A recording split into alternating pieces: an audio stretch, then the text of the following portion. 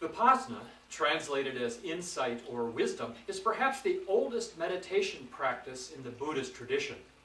The Buddha himself found this practice of just sitting to be the key to his enlightenment. On this section of the DVD, we'll look at sitting postures and describe the process of zazen, or just sitting. On the enclosed CD, you'll find several guided meditations, which will help you to establish a meditation practice. We suggest that you set aside 20 minutes for stretching and for Qigong, and 25 minutes for sitting. We invite you to try the practice of zazen and see for yourself whether you find more peace, contentment, and pain relief.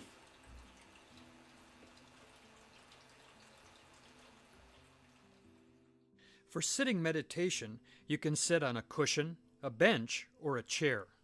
The thing to remember is that your back should be straight and tall, and the attitude of the posture is one of dignity. No matter whether you sit on a cushion or a chair, how you sit remains the same. If you choose to sit on a chair, it ought to be of the folding or kitchen variety, straight back, no arms. You may place a cushion on the chair, but your feet must rest flat on the ground. If you choose to sit on the floor, in one of the postures we'll demonstrate, you will want to sit on a pillow or cushion. You can also sit on yoga blocks. You want your butt to be 4 to 8 inches off the floor. You'll also notice this traditional cushion is sitting on a flat cushion. Having a large, flat cushion under you protects your knees and feet and is highly recommended. Many yoga stores sell meditation cushions, and you can also buy them online. If your back will simply not allow you to sit still for 25 minutes, start meditating by lying down. Lie flat on your back or on your side with your head propped up.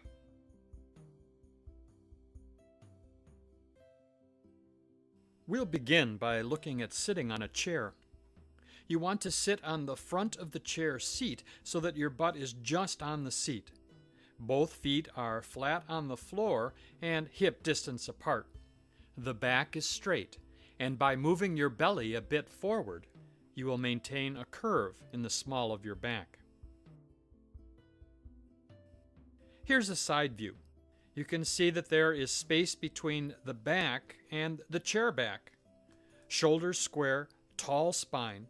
The hips should tilt forward a little to maintain the spinal curve, and the head is tipped down slightly. Your gaze, with eyes relaxed and open, is 3 to 6 feet in front of you. No matter what you are sitting on, it is important to settle yourself and to find your center. Here's the easiest way to do this. After sitting down, sway back and forth to find the center of your balance. Then sway side to side along that plane to find center side to side. Then imagine a rope tied to the top of your head, pulling you upward and elongating your spine.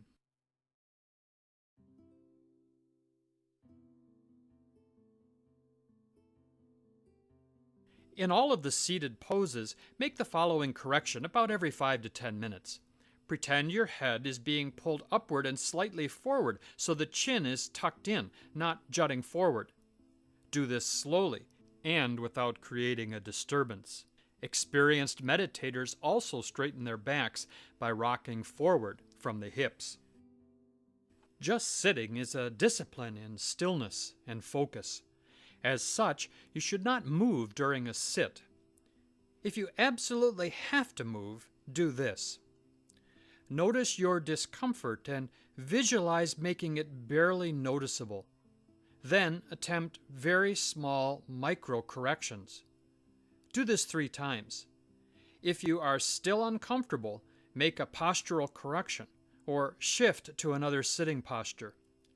It is considered polite to make a small bow with the hands pressed together and then move, bow again, and return to stillness.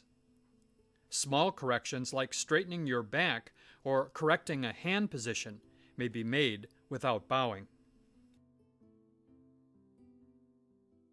Let's use kneeling pose as an example of getting settled in to sit. In all cases, you step back into seated poses and lower yourself with attention. Kneeling posture is simple, basic, and stable. In kneeling pose, the knees are to either side of the cushion, the butt to the front of the cushion, and the feet point straight back and rest on their tops. Hand positions, called mudras, are traditionally used for meditation and, of course, for keeping your hands still. This mudra is for openness. Extend the left hand, palm up, and rest the right hand, palm up, on top of it. Gently touch the tips of your thumbs together and rest your hands in your lap. Your head tips down slightly. Relax your eyes, keeping them gently open, and look down your nose to a point on the floor 3 feet in front of you. The Burmese pose is the easiest of the cross-legged poses. Sit on your cushion. Bring the heel of one leg to your groin area and place the other foot in front of the first. Again, rock into neutral posture, extend your back, tip your head down a bit, and focus your eyes on the floor 3 to 6 feet in front of you.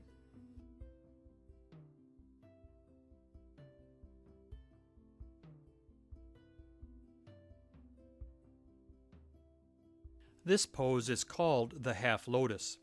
Sit on your cushion. Cross your right leg in front of you, knee down, right foot past the midpoint. Rest the instep of your right foot against your left thigh. Now, bend your left leg at the knee, grasp your left foot, and place it on your right thigh. Your left knee should touch the ground, creating a stable base.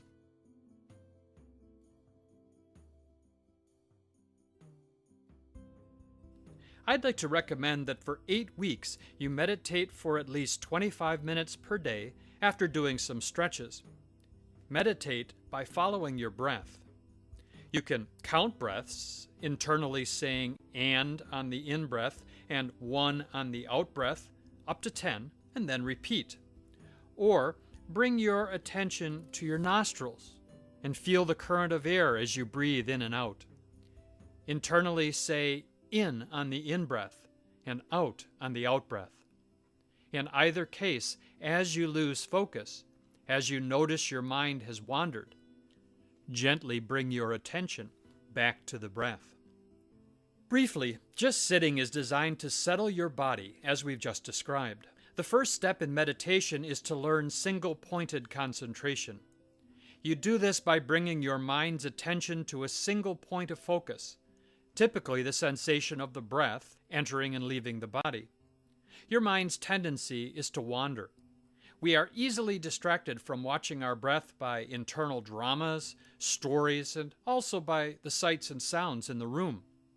Your only goal is to simply notice as your mind wanders, to notice the distraction and to let it go, with compassion for yourself rather than self-judgment, and to gently return your attention to the object. This refocusing and concentrating is repeated many, many times. After some time, you'll notice that your mind has become stable in its attention. You can then let go of focusing on the breath and can begin mindfulness training.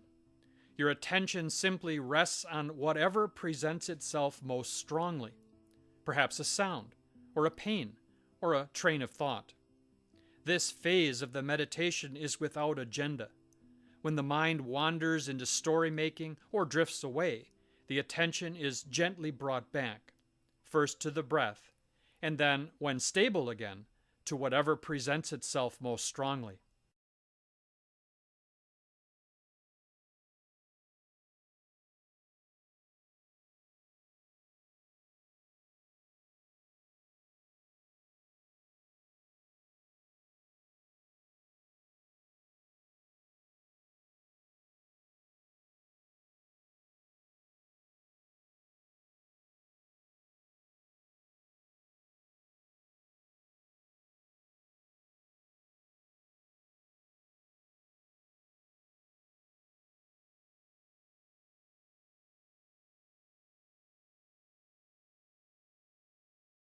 As you begin to recognize the impermanence of your breath, your identity, and even of yourself, you gain the freedom and the perspective to enter into the silence of just being.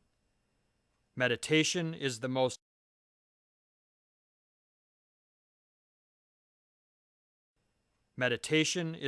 effective way to find the center both of life and of you.